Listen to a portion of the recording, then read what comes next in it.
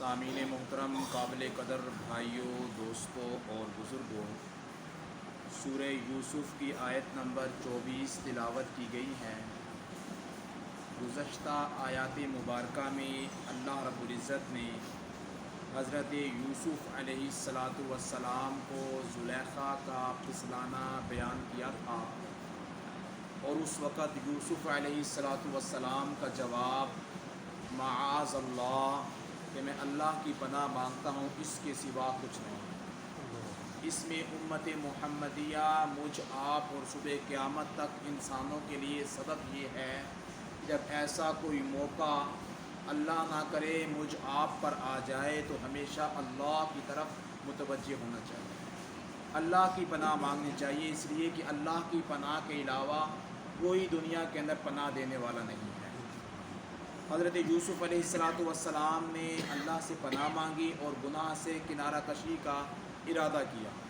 اللہ تبارک و تعالی واقعے کو آگے بڑھاتے ہوئے فرما رہے ہیں کہ وَلَقَدْ اور البتہ تحقیق ہمت بھی، زلیخا نے یوسف علیہ السلام کے ساتھ برے کام کا ارادہ کیا،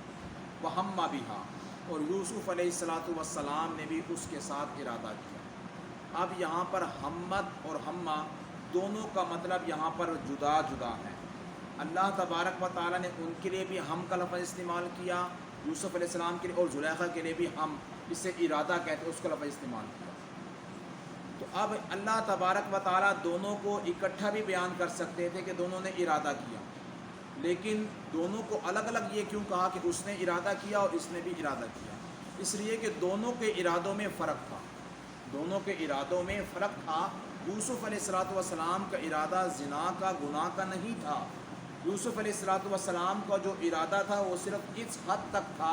جس طرح بھوکے کو کھانا چاہیے، پیاسے کو پانی کی طرف طلب ہو طبی طور پہ، اور اسی طرح کوئی انسان دھوپ میں ہے تو اس کو سایہ چاہیے ہوتا ہے۔ یہ ایک طبعی اور قدرتی انسانیت کے اندر جو میلان ہے، اس میلان کی طرف اشارہ فرمایا گیا۔ علماء نے لکھا ہے کہ ہم خیالات جو انسان کے اذہان و قلوب پر وارد ہوتے ہیں ان میں سے چوتھی قسم ہے۔ 5 قسم کے خیالات انسان کے اوپر وارد ہوتے ہیں۔ نمبر 1 حاجس، نمبر 2 خاطر، نمبر 3 حدیث النفس، نمبر 4 ہم، اور نمبر 5 عزم۔ یہ 5 طرح کے خیالات انسان کے اذہان و قلوب پر وارد ہوتے ہیں۔ نمبر 1 حاجس کسے کہتے ہیں؟ حاجس کہتے ہیں سب سے پہلے خیال آیا اور فوراً چلا گیا، اسے حاجس کہتے ہیں۔ نمبر 2 خاطر اسے کہتے ہیں خیال آیا، کچھ لمحے کچھ لحظے ٹھہرا پھر ختم ہو گیا۔ حدیث النفس اس خیال کو کہتے ہیں کہ خیال آیا، ٹھہرا، تھوڑی دیر اس نے بات کی اور پھر چلا گیا۔ چوتھی چیز ہضم اسے کہتے ہیں، ہم اسے کہتے ہیں کہ خیال آیا، ٹھہرا، بات کی اور اس نے ایک کام کے کرنے نہ کرنے میں شک میں ڈال دیا، کوئی پختہ عزم نہیں ہوا کرنے کا نہ کرنے کا، کوئی پختہ عزم نہیں ہوا، درمیان میں بات ہو، اسے ہم کہتے ہیں۔ اور 5ویں چیز ہے عزم۔ 5ویں چیز ہے عزم، جو عزم مصمم، ایک چیز کا پکا ارادہ کر لینا۔ تو یوسف علیہ السلام پر جو چیز وارد ہوئی، اللہ نے ہم کا لفظ استعمال فرمایا، حاجز، خاطر، حدیث النفس، ہم، کہ کوئی بات طے نہیں ہوئی تھی کرنے یا نہ کرنے کی، کوئی غلط کام کرنے نہ کرنے کی بات طے، بے درمیان میں شک میں معاملہ تھا، اس لیے ہم کا لفظ استعمال فرمایا گیا۔ آپ صلی اللہ علیہ وسلم نے ارشاد فرمایا، جو ہماری امت کے افراد پر خیالات آتے ہیں، اللہ تبارک و تعالیٰ نے وہ سارے کے سارے خیالات معاف کر دیے، سارے کے سارے میری امت سے معاف کر دیے گئے ہیں، چاہے کتنا برے سے برا خیال کیوں نہ آئے، جس وقت تک وہ خیال زبان سے صادر نہ ہو جائے یا اس کے قول و فعل سے اس کا صدور نہ ہو جائے، اس وقت تک وہ گناہ نہیں ملتا انسان کو۔ یہ اللہ تبارک و تعالیٰ کی طرف سے امت محمدیہ کے لیے ایک فضیلت ہے۔ اور علماء نے لکھا ہے یہ 5 جو خیالات ہیں اس میں سے صرف عزم جو سا ہے یہ قابل گرفت ہے۔ عزم کہتے ہیں ایک چیز کے کرنے کا پختہ عزم ہو گیا، پختہ، اس کے سارے کام اور لوازمات پورے عزم، یہ قابل گرفت ہے۔ اور پہلے 4 جو سے خیالات کی قسمیں یہ قابل گرفت نہیں ہیں۔ اور جو 5ویں قسم ہے عزم، اس کی مثال آپ یوں سمجھ لیجیے، ہمارے استاد کہتے تھے ایک شخص نے جھوٹی درخواست لکھ لی، اس کے اوپر جھوٹی بات لکھ لی اپنی چھٹی لینے کے لیے کہ یہ میں اپنے استاد کے سامنے، اپنے ٹیچر کے سامنے پیش کروں گا میں، لیکن ہوا یہ کہ ٹیچر نے اس سے پوچھا ہی نہیں کہ تم کل کیوں نہیں آئے تھے،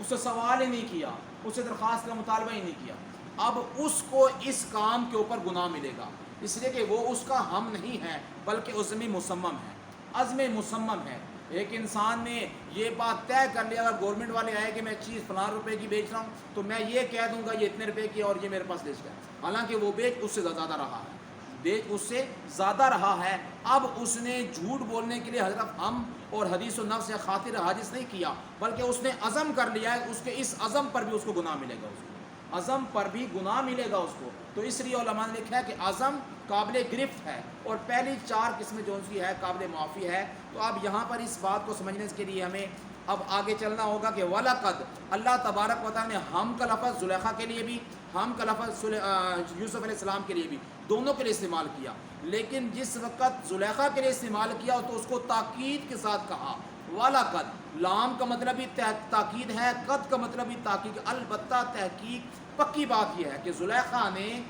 ہم کر لیا، پکا عزم کر لیا اس نے، تو اس سے تاکید کی۔ اور یوسف علیہ السلام کو وَهَمَّ بِهَا، انہوں نے بھی ارادہ کیا، انہوں نے بھی ارادہ کیا، لیکن اللہ تبارک و تعالیٰ فرمائے لولا، وہ بھی ارادے کی طرف مائل ہو جاتے، اگر نہ ہوتا، اگر نہ دیکھتے، کیا ارآ برہان ربی، اگر وہ اپنے رب کی برہان نہ دیکھ لیتے تو وہ بھی مائل ہو جاتے، وہ بھی مائل ہو جاتی، اس لیے کہ اللہ نے مرد کو عورت کے لیے اور عورت کو مرد کے لیے پیدا کیا ہے، ازواجا لتسکنوا الیہا، دونوں ایک دوسرے سے سکون حاصل کرتے ہیں، یہ اللہ نے قدرت کے اندر، انسان کی انسانیت کے اندر یہ چیز رکھ دی ہے، لیکن اللہ فرما رہے ہیں وہ بھی مائل ہو جاتے، لیکن لولا ارآ برہان ربی، اگر اللہ کی برہان کو نہ دیکھتے۔ برہان سے مراد کیا ہے؟ برہان سے مراد مختلف اقوال ہے، اس کے بارے میں مفسرین نے لکھا ہے کہ حضرت یوسف علیہ السلام وہاں پر موجود تھے، انہوں نے آسمان کی طرف، چھت کی طرف دیکھا معاذ اللہ کہہ کر، جب دیکھا تو چھت کے اوپر نورانیت سے، روشنائی سے ایک آیت لکھی ہوئی تھی، وہ آیت جو اللہ نے 1400 سال کے بعد حضور صلی اللہ علیہ وسلم کو عطا فرمانی تھی، وہ آیت قرآن کے اوپر چھت پہ لکھی تھی، لکھا تھا وَلَا تَقْرَبُوا، 15ویں سپارے کی آیت ہے وَلَا تَقْرَبُوا الزِّنَا إِنَّهُ كَانَ فَاحِشًا، زنا کے قریب مت جاؤ، یہ بہت بڑی فحاشی ہو رہی ہے۔ یہ آیت دیکھی تو فوراً دل جو سے ہے قابو میں آ گیا، اور بعض مفسرین نے لکھا ہے کہ حضرت یوسف علیہ السلام معاذ اللہ کہا اور اپنی آنکھیں اوپر کی، جیسے تھوڑی سی آنکھیں بند کی تو فوراً یعقوب علیہ السلام جو ان کے باپ تھے، نبی تھے، اولو العزم پیغمبروں میں سے ہے، نیک انسان تھے اور انبیاء کے والد ہیں، ان کی شکل ظاہر ہو گئی، اور انہوں نے اپنی انگلی اپنے دانتوں کے اندر لی ہوئی تھی اور متنبع کر رہے تھے یہ کیا ہونے لگا ہے، تو ان کی شکل کو دیکھ کے حضرت یوسف علیہ السلام فوراً جو ان سے ہے اپنے استقلال میں مضبوط ہو گئے، استقامت پھر اور زیادہ جم گئی ان کی۔ تو اس لیے مفسرین نے لکھا ہے کہ اس طرح کے اقوال ہے کہ انہوں نے اللہ کی برہان کو دیکھ لیا، اور بعض علماء نے لکھا ہے اللہ نے ان کے دل کے اندر جو نبوت کا نور رکھا تھا وہ نور سامنے آ گیا، تو یوسف علیہ السلام اس کو دیکھ کے لولا ارآ برہان ربی، اس برہان کو دیکھ کے پیچھے ہٹ گئے